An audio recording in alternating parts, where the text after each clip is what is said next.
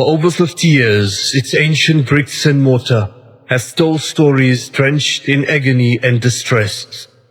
A foreign entity planted in the heart of the Muslim world shatters the prosperity and harmony of the region, draining all the energies and resources of its people, impeding all unity and progress, throwing the entire area into recurrent turmoil and splitting the Ummah into countless tiny pieces. The siege on Masjid al-Aqsa is a mortal wound for the entire Muslim world, and the state of flux within its blessed confines is emblematic of all the upheavals existent in the global Ummah. Occupation, colonialism, military incursions, provocative stormings, spilling of innocent blood, desecration, torching, propaganda, and denial of basic religious freedoms are all part and parcel of its daily lot. And whilst the Ummah grapples with a profusion of challenges all across its lands, Al-Aqsa remains embedded at the core of its suffering. Its pain equates to the pain of the Ummah, its peace and prosperity too, the harbinger of peace for the entire Ummah, and even the entire globe.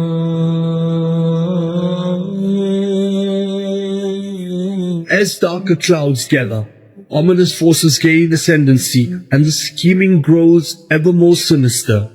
It is hardly unexpected for members of a community that has suffered a steady stream of deadly blows not to grow weary or become despondent.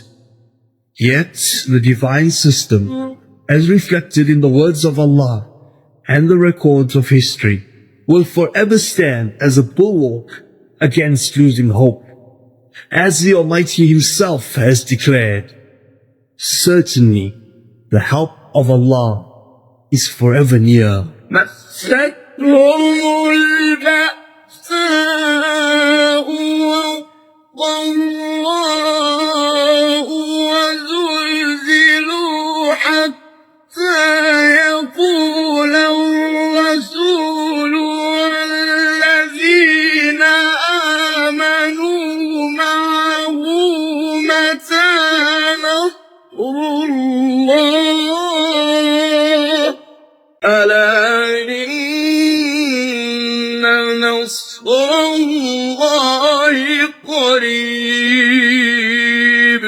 The Ummah, with the land of Sham and Masjid al-Aqsa at its heart, is undoubtedly experiencing pitiful pain.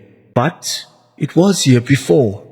For 88 dark years, from 1099 to 1187, the holy city of Al-Quds was depopulated of its Muslim inhabitants.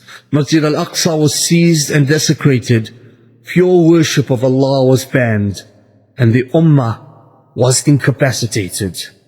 Yet, it overcame.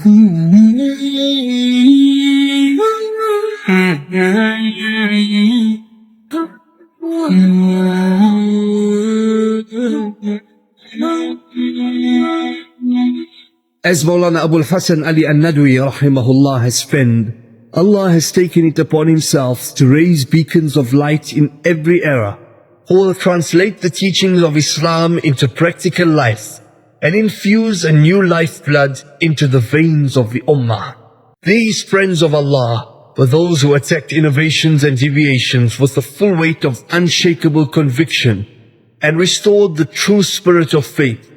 They reaffirmed the sunnah of the Prophet ﷺ against heretical rites, customs and foreign influences, propounded the teachings of Islam to contradict speculations and materialist ideas, raised the banner of revolt in the face of despots and emperors, condemned opulence, luxury and indolence of the rich, and enunciated the teachings of Islam as the sole valid source of religious, moral and political advancement.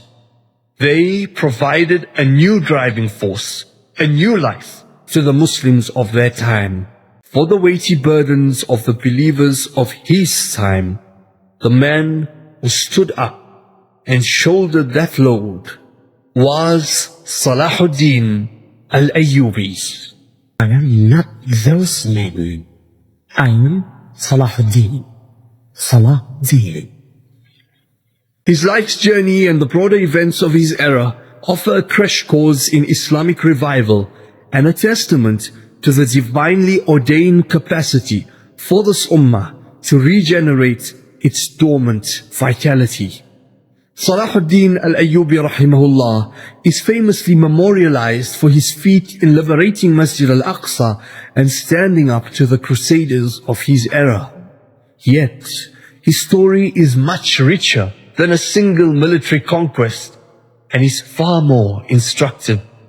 In exploring Salahuddin, one discovers the seeds of Muslim weakness, the importance of internal Muslim unity, the grave dangers posed by deviant sects and their ideologies, the significance of justice and chivalry, even towards one's adversaries, and the impact of authentic and focused Islamic education. His approach is very broad. You find that he sees that people need intellectual development. So he revives al-Azhar University, which had already been existent for a few hundred years, but he brings its kickback, investing into education and guiding people, teaching them that if they gave time to education and educated themselves, they would become better as a people. He sees a spiritual decline amongst the masses. Sultan Salahuddin Ayyubi rahimahullah ta'ala would say that if you wish to destroy a nation without war, spread adultery and nudity in that generation, and you will find that generation collapse within itself.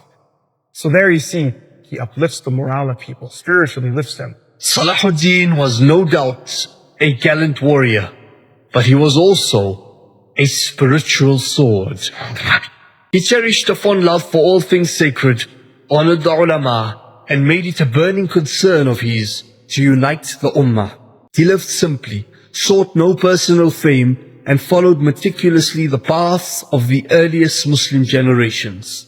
Islam was his driver, and the Quran and the Sunnah were the fountainheads of his progress. Sheikh Abul Hasan Nadwi rahmatullah alayh, he said, he defined once, defining Salahuddin, he says, كان مؤمنا مسلما محمديا لا يعرف غير لغة القرآن.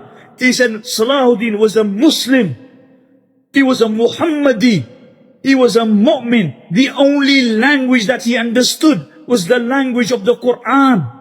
The only language that he understood was the language of Islam and Iman. Salahuddin Ayyubi and his exemplary teachers showed the way in combining the struggle against the nafs, the internal enemy, with the struggle against external foes.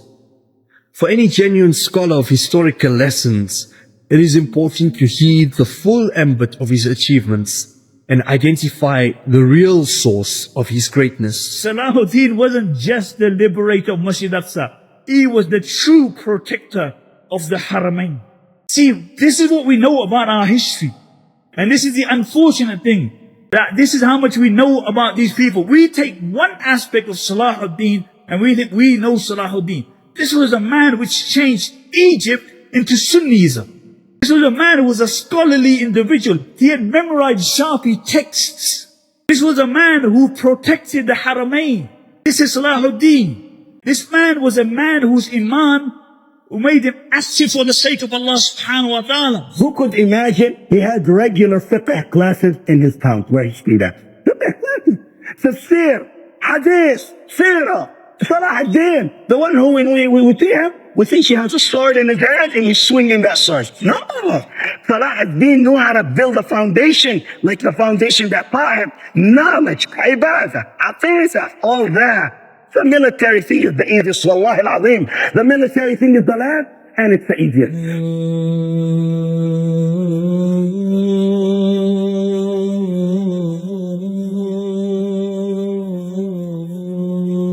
Heroes beget heroes, and Salahuddin Ayyubi was the product of his upbringing, as well as the outcome of the concerns of the outstanding men and women who preceded him, building up the infrastructure and sowing the seeds for a much sought after revival.